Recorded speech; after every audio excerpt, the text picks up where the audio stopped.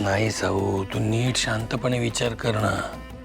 सारंग आणि अभिर ओवीसाठी निघाले होते, कळतंय का? हा प्रवास घडण्यामागे खरा हट्ट कोणाचा होता? अभिरचा.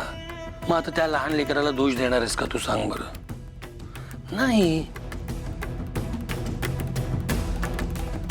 आणि खरं सांगू का साऊ, हे व्रतवैकल्य तू फक्त अपराधी भावाने पोटी करतेस असं मला नाही वाटत.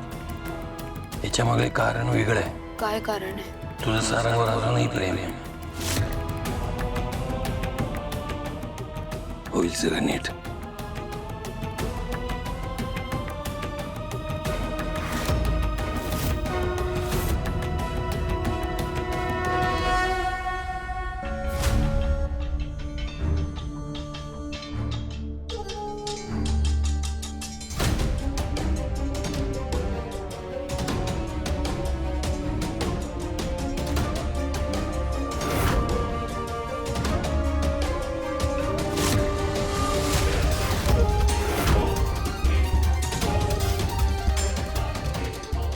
कोण होतं ते भैरवीच्या घरात?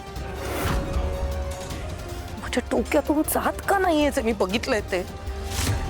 तिच्या घरात त्या बेडवर कोणीतरी झोपलेलं, पण मग भैरवी खोटं का बोलली तिथे कोणीच नाहीये म्हणून? आणि तो जो कोणी व्यक्ती होता तो खूप खंड्यासारखाच वाटत होता. आणि आज तर तिच्या घरी डॉक्टर सुद्धा आलेले. म्हणजे भैरवी इतकं लपवण्याचा प्रयत्न करते म्हणजे खरंच खंड्या असेल का तिच्या ताब्यात? म्हणजे तर डॉक्टर सुद्धा तिने खंड्याच्या उपचारांसाठी बोलवलं असेल. म्हणजे मग खंड्या शुद्धीवर येईल आणि तिला सगळ्या गोष्टी कळतील.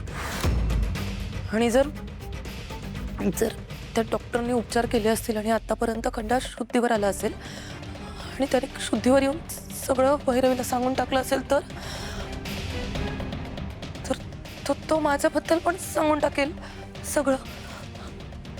तो भैरवीला सांगेल आणि मग भैरवी राजकुमारला सांगेल आणि मग तर राजकुमार मला जिवंतच नाही सोडणार. सगळी माझी चूक आहे. मीच मूर्खांसारखा तो खंड्याचा फोन ऑन ठेवून त्याच्या इथे ठेवलेला. आणि पण नाही पण मी तर ऑफ केलेला फोन. मी थोड्या वेळाने ऑफ केलेला. तेवढ्यात राजकुमारने त्या खंड्याचं लोकेशन कसं काय ट्रेस केलं पण मला एक कळत नाहीये. राजकुमारच्या बिनडोक माणसांनी खंड सापडल्यानंतर त्याला भैरवीच्या ताब्यात का केलं असेल? मला काहीच कळत नाहीये. नाही. मी खूप ओव्हर थिंक करते. मला आता भैरवीच्या घरात घुसून माझ्या डोळ्यांनी काही ते बघून मग कन्फर्म करावं लागेल. काहीही झालं तरी मी त्या भैरवीच्या घरात घुसणार आणि त्या खंड्याला ज्या कुठल्या खोलीत ठेवलंय तिथे जाणार. मला सगळं सत्य कळायलाच हवं, नाहीतर माझा गेम ओव्हर होईल. किती मोठी रिस्क असली तरी मी ती घेणार. मला तिथे जावंच लागेल.